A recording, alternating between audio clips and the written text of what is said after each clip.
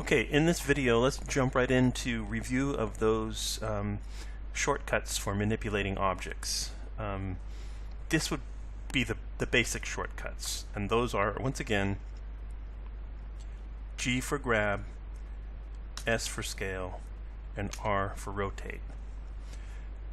If you're coming from other programs, you might be familiar with other shortcuts, such as WER or QWER, that quite often used in Maya, Unity, and even, believe it or not, ZBrush, as well as Unreal. They all have some kind of variation of that. If you're coming from Lightwave, there's a whole different set of keyboard shortcuts, and of course I'm not sure what they use in 3D Max because I don't use that. But in Blender, it's G for grab, and S for scale, and R for rotate.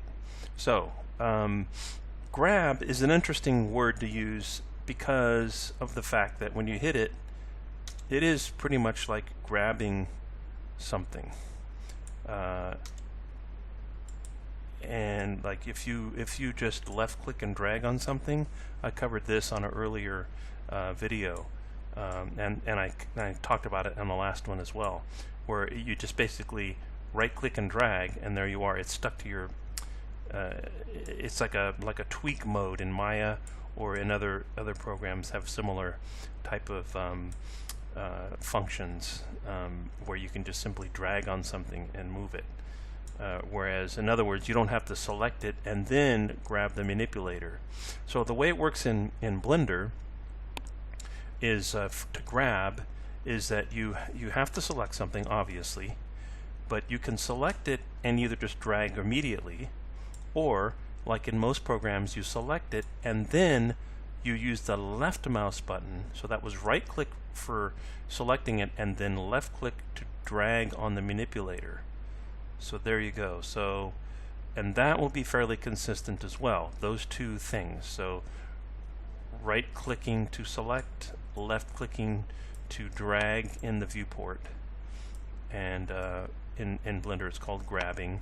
And I think that stems from their original concept of being able to just simply drag it, to grab it. It's like you're grabbing this and you're grabbing that. So just think of it that way, even though in other programs it's called translate, like move, and so on and so forth. In Blender, it's a slightly different concept because of the way it is by default. So it just helps to understand why it's the G key, because it's G for grabbing it. I'm grabbing this, I'm grabbing that, and it is a really intuitive, once you get used to it, it's a really intuitive and quick way to just move stuff around. You're basically tweaking, and you don't even have to use any of these manipulators. So since we're talking about manipulation, let's go into that again.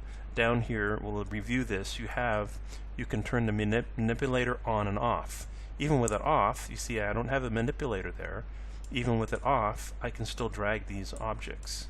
Okay, but if I turn it on, that's this little button right here, I turn it on, now I have it set. This little arrow means it's set to grab or move. And if I shift select, I can also turn it on to rotate and to scale. So I can invoke all of those capabilities within the manipulator tool. And some programs have like a universal manipulator that you can turn on in Maya and so on.